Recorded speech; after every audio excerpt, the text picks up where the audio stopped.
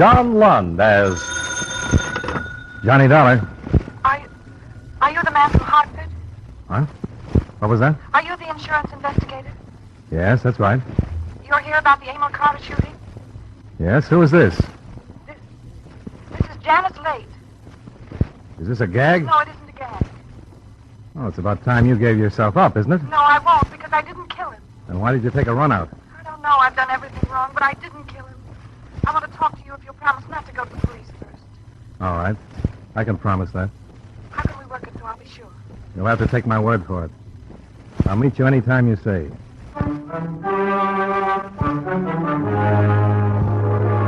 To John Lund in another adventure of the man with the action-packed expense account, America's fabulous freelance insurance investigator. Yours truly, Johnny Dollar.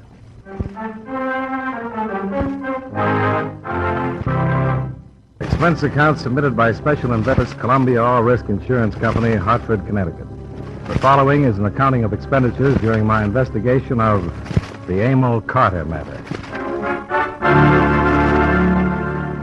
Expense account item 1, $219. Airfare and incidentals between Hartford and Los Angeles. For a day and a half, the police investigation of the murder of your policyholder had taken the form of a search for the girl who phoned me, Janice Late. 4 witnesses, tenants in the dead man's apartment house, had seen her running away in the corridor outside his door immediately after they'd heard the shots. I was more interested in the existence of a beneficiary, Carter's brother. I made a statement to that effect. It was printed in the papers, and I assumed that the call from the chief suspect on my second night in town was the result. Naturally, I was more than anxious to set up a meeting. Later, I wasn't so happy about it.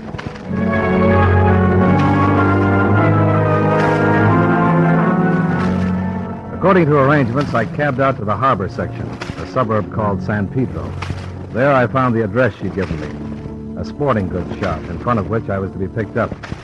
I stood there for about 15 minutes, admiring the fishing equipment in the window, as if I knew what it was all for.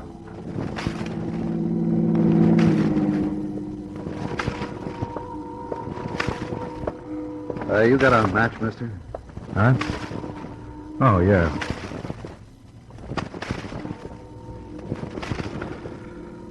Thanks. Are you planning a fishing trip? No. Why? Just asking. No, I'm waiting for somebody. Oh. You live in the neighborhood?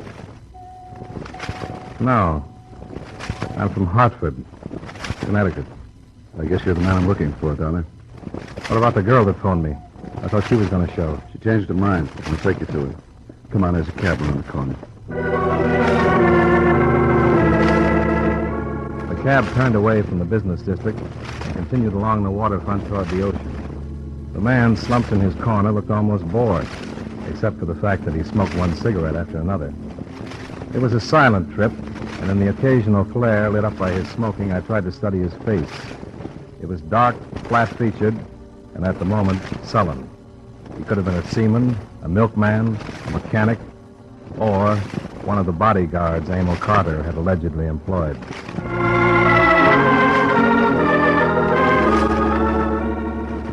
We left the cab in front of an isolated cafe, and he led me down a narrow road to a parking lot near the outer breakwater of the harbor.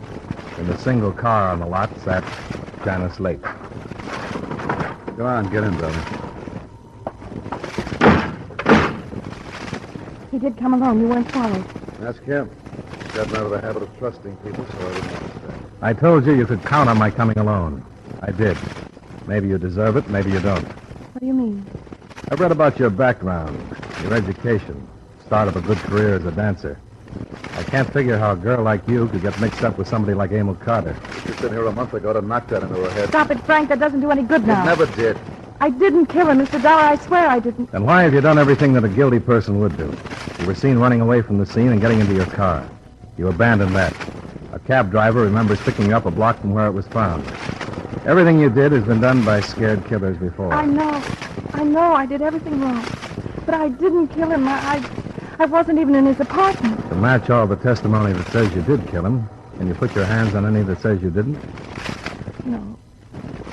When I was in the hallway, when I heard the shots, If I'd gone in instead of losing my nerve and running, I could have cleared myself, but I didn't. I ran. And then it was too late. I realized the police would never believe anything I said. What makes you think I will? I don't know. I'm just asking you to give me a chance. A chance to do what? I want to tell you what led up to that night. It doesn't make any difference how I met him or anything. I knew he was no angel, but I never thought he was all bad. I still don't. That's what 2 years of college does for you. 4 years of it, you're 100% blind. The kindergartner would have known Emil Carter for what he was, a second-class hood. Please, Frank. What's the story about that night? Emil and I were going to leave town. We were going to fly to Mexico City and get married. And we were going to South America and stay there. Emil wanted to get away from this town and the people he knew here. Well, I don't think that's worth much. Is there any way I can check it? Plane reservations? Yes, but I don't think they'll be worth anything either. They're under different names. Why the switch? Emil said there might be people who wouldn't want him to leave, and he didn't want it to leak out. Who was he afraid of? I don't know. He wouldn't tell me. He probably had a big choice. Do you know who? I'm knowing Tom, but give me time. Okay. What's the rest of it, Janice? We were supposed to have a date that night, but he called it off, said he wasn't feeling so good. At about 10, he called again, said he'd changed his mind about marrying me. What reason did he He give? didn't give any. He hung up. I went right over to his place, tried to find out. When I got there, I stopped right outside his door because I heard him talking to somebody. What about? I couldn't understand the words. I started for the door again, and that's when I heard the shots. I don't know what happened to me except that I thought whatever was happening was somehow my fault, and I ran. That's all I know. That's all? Yes, Did you hear the other voice? Could it have been a man? I don't know. But there must be a way to find out who was in there with him. Well, I'm only as good as the material I have to work with, and you haven't given me any. You won't try to help? I'll do what I can, but don't go making plans for a happy future. And you won't tell the police? About meeting you? I doubt they'd believe me if I did. Okay, you can phone me if you think of anything. All right. You coming with me, Frank? Now, maybe I can con Dollar into that cafe. I want to talk to him. Can you afford a cup of coffee, Dollar? Temporarily, yeah. I got an expense account. No, let's go. Don't bother memorizing the license number. It won't lead you any place. It's rented. Thanks for coming. It's not generally known that Janice has a brother, is it? Do you think she has? Well, you're too young to be her father. You don't act like the man scorned. Tell me, why do you think a man killed Carter? I didn't say that, did I? You asked her if it couldn't have been a man in his apartment. That was a question the insurance company wanted me to ask. He carried a life policy with his brother as beneficiary. We can't find it. Hadn't even thought of that kind of an angle. Neither of the police. It's open and shut against Janice. Do you think she's guilty? No. Can you prove it? No. Do you have any other brilliant answers? Yeah, do you know Emil Carter was married? You could be tossing some bait in to get them off your sister's trail. I'm not. A common law wife. Been paying her $1,500 a month to keep it, among other things, a secret. If he dropped out of sight, that payment would stop. Why didn't Janice tell me this? Because she didn't know. You didn't tell her? No, I had a better idea, but it backfired. Janice has got me to thank for this mess she's in. I tipped Carter's wife that they were leaving for Mexico. But how did I know Janice would go storming up to Carter's apartment? I don't know, but I wish she'd called another detective. Looks that bad for you? Couldn't look worse. What's the name of this wife? Hazel. She uses Carter? That's right. I guess I'll change my mind about that coffee. Maybe I'll see you again. Sure. Thanks for the trip.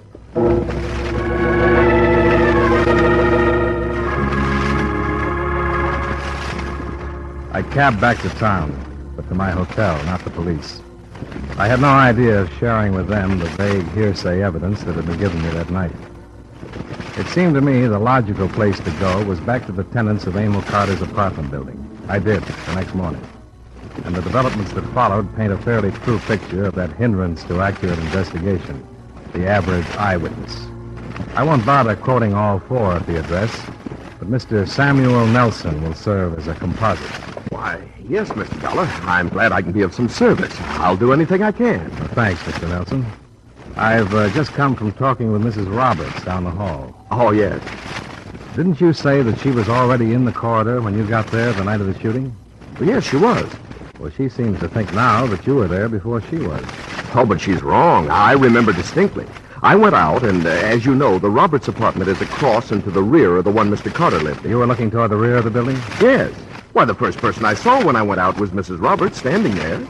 Then I heard the sound of running up toward the front and saw this woman. She was running toward the street entrance. Yes, she was, definitely. So you looked very briefly toward the rear. And saw Mrs. Roberts. And then turned toward the sound. Yes. Are you absolutely positive that it was Mrs. Roberts that you saw? Well, of course I am. Was anything said? No. Oh, nobody said anything for a minute. We were startled, you know. Now, Mrs. Roberts remembers that as soon as she came out and saw you, she asked you what had happened. Well, she's wrong. She was there when I came out. And if she said anything, I didn't hear her. Could it be that you expected to see Mrs. Roberts where you'd so often seen her? And that after a glance that took maybe a second, your mind automatically said, that's Mrs. Roberts? Mr. Dollar, I know what I saw. What's the meaning of this? It's just possible that there was a second woman mixed up in this. A woman who might have come out of Mr. Carter's apartment and instead of bolting toward the front entrance, headed quietly to the rear and out the back way. Well, I hardly think that... Oh, now I am confused. I was so sure. But I shouldn't like to call Mrs. Roberts a liar if she truly believes that I was in the corridor when she came out. After all, it was all so sudden and shocking. I suppose anybody's mind could play tricks.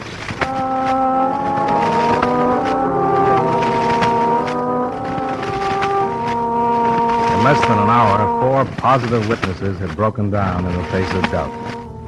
None of them could swear that there had been a second stranger in the hallway, and neither could they swear that there hadn't been. And by the end of it, none of them was certain that Janice had come out of the Carter apartment.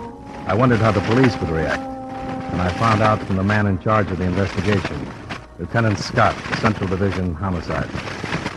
So you broke down their statements. You think that's quite an achievement? I didn't break them down.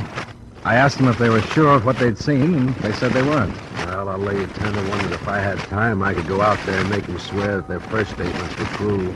But I don't have time. I've got 3 other cases to work on. Janice Late's life might depend on it. I thought maybe you'd want to be sure. Who can be sure of anything? The DA and a good defense lawyer get a hold of those people, they'll probably tell 2 other versions. It's the way witnesses are. Yeah? What makes you think this late girl is innocent? I didn't say that. I'm still dreaming about an insurance motive. You better drop it. Every day she stays in hiding makes the case against her stronger. She could be afraid of all the circumstantial evidence stacked up against her. To us, it isn't circumstantial. What about Carter's wife? Well, what about her? Have you questioned her? No more than we've questioned his other relatives or friends. Now, look, we've got a case against Janice Late Dollar, and when we get a case, we don't start out to break it down. If we did, nothing would ever get settled. Okay, Lieutenant. Sorry I took up your time.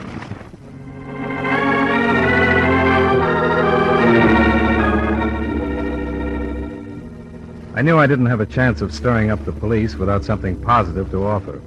I didn't have it when I left the lieutenant's office, but I got it when I stopped by my hotel to check for phone calls. The clerk told me that a Mrs. Hazel Carter was waiting for me in the bar, second booth to the right.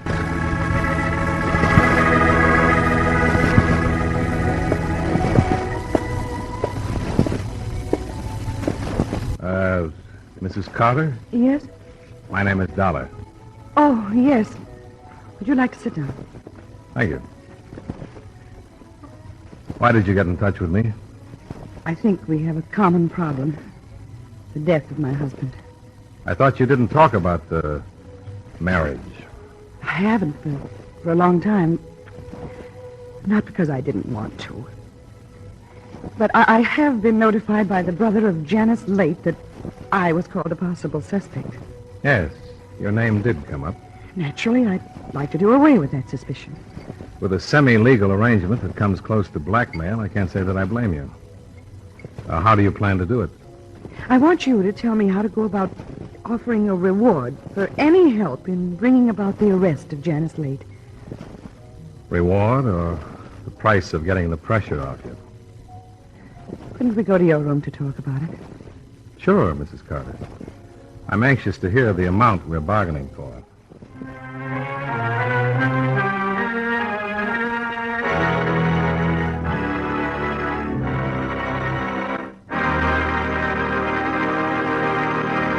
And now, with our star, John Lund, we bring you the second act of Yours Truly, Johnny Dollar.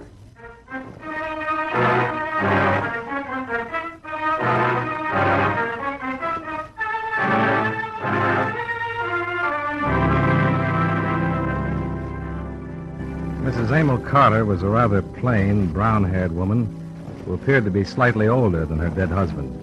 As she talked about him in my hotel room, it seemed as though she were discussing something she had lost a long time ago. And it was hard to decide whether she was bargaining for a frame to be put around Janice Late or was sincere about the reward.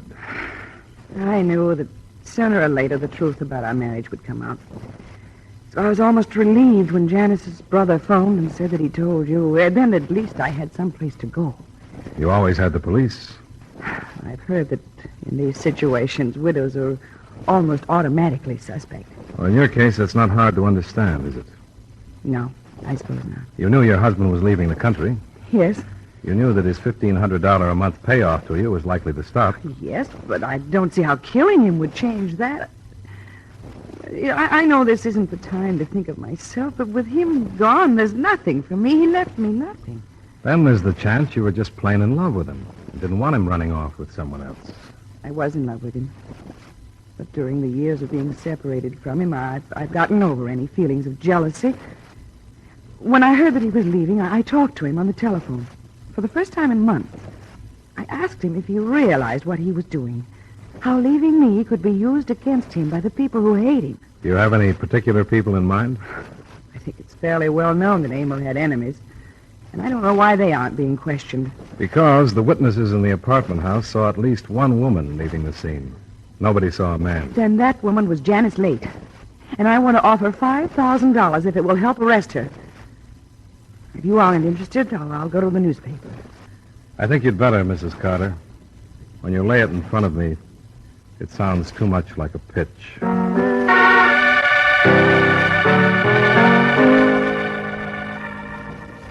Her story made the front page of the paper I bought under the heading, Cooling Murder Sparked by Reward Offer of Mystery Widow. And strangely enough, it sounded sincere, not slanted toward Janice Late as I'd halfway expected, but offering $5,000 for any information leading to the arrest and conviction of the person or persons guilty of murdering Emil Carter. I didn't know how the police were faring, but as far as I was concerned, reaction set in almost immediately.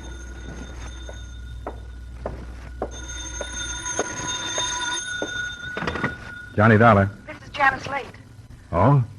How are you making out? What kind of a trick is she trying, this reward in the papers? I don't know. It's got news value, and she must have laid cash on the line. It might even be on the level. Oh, you're crazy. It can't be on the level. You know that. She says she didn't kill him. You talked to her? Yeah, What'd she say? just that. She didn't kill him. I'm surprised that you're so upset about it. According to your brother, you didn't even know about her. He told me about it last night. What's this going to do to me? I don't know. But I think you'd better give yourself up. No, I won't.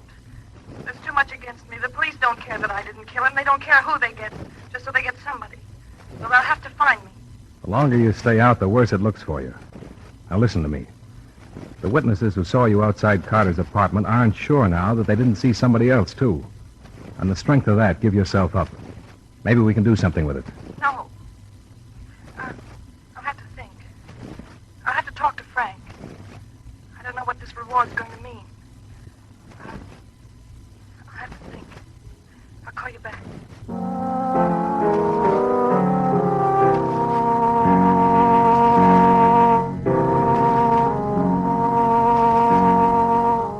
The phone rang again about an hour later. I thought it was Janice, but it wasn't. It was Lieutenant Scott. He had a confession to Carter's murder that he wanted to talk to me about. It was made, he said, by a man who claimed that he was Janice Late's brother. The news spread fast. It was on the radio at the cigar stand as I left the lobby of my hotel. This brother of hers says he knows you, that he met you last night. Yeah, I guess he did. He says you met Janice Lade and him at the beach. She phoned me, Lieutenant. Could have been a crank. Could have been anything. Well, I met them. And nothing they said would have done you any good. So I didn't bother you with it. Bother me with it? With what we haven't had, did you think that picking up a suspect would bother me? Well, you know my racket. Sometimes I have to give my word about running to the police. If I get out of the habit of keeping it, I'm going to miss a lot of bets. Yeah. Last night, did he question you as to why you thought a man might have killed Carter? Oh, yeah. I was thinking of the beneficiary. He said that when you mentioned that, he figured you had something on him, and when the reward was posted, he decided to give himself up. You sound like you don't believe him, Lieutenant. I'll be honest, I don't know. You think he's protecting his sister? I said I don't know. You want to talk to him? If it'll help. Well, it might. I'll send you in.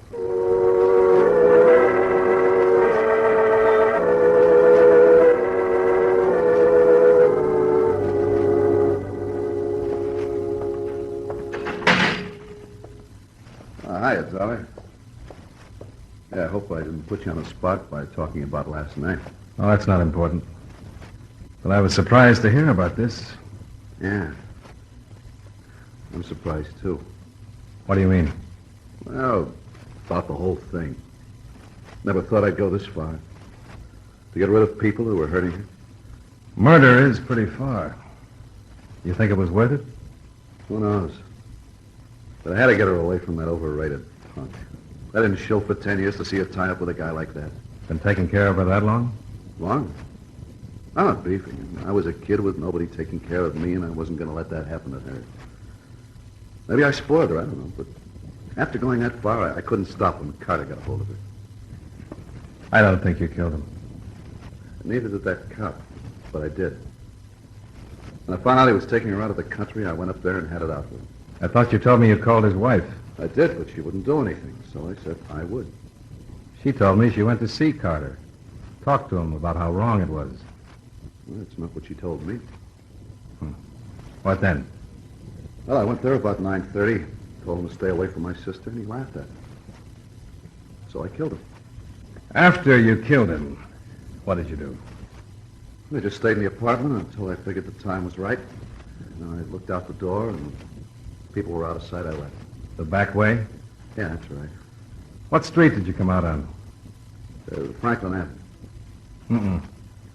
The back way comes out on Gower. Well, maybe that was it. I wasn't thinking of what street I was on. I don't think you were there. Yes, I was. Janice didn't kill him. You kill something you hate, not something you love, and she was in love with him. Why, I don't know. She didn't kill him, I tell you. I did. $1. Yeah? 2 women shot each other up over in Serrano. The address is listed as that of Hazel Carter.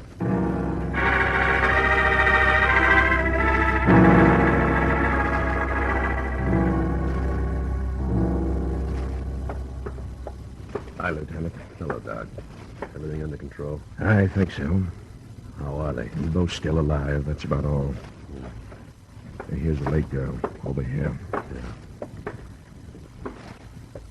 Janice? Janice. Do you remember me? Yes. Yes, she did. We don't know yet. I hope I killed her. Why, Janice? Because my brother thought I killed Emil.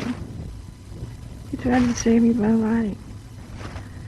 When I heard, I knew it had to be Hazel. It couldn't be anybody. Better leave her alone. Here's the other one. Hello, Hazel. Never thought this. Well, take it easy. Did you kill your husband? Yes. He was going away with her. I didn't mean to. But he was going away with her. I couldn't let him leave me. Lieutenant, this one's gone. She died without finishing her statement. I don't think we need a statement. We got too many now. From too many eyewitnesses.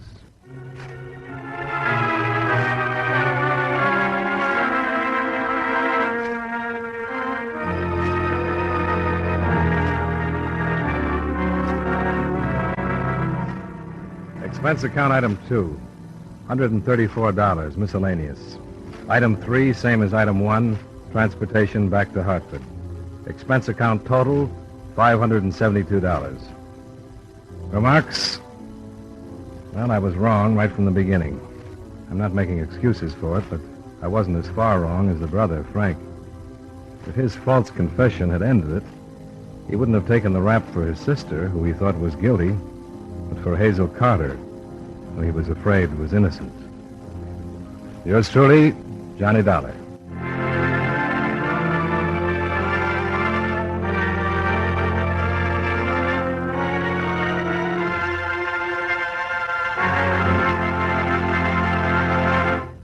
Yours truly, Johnny Dollar, stars John Lund in the title role and was written by Gil Dowd with music by Eddie Dunstetter.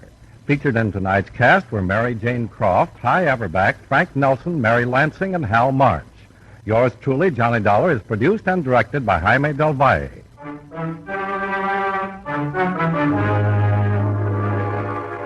This is Charles Lyle inviting you to join us again next week at this same time when from Hollywood, John Lund returns as Yours truly, Johnny Dollar. This is the CBS Radio Network.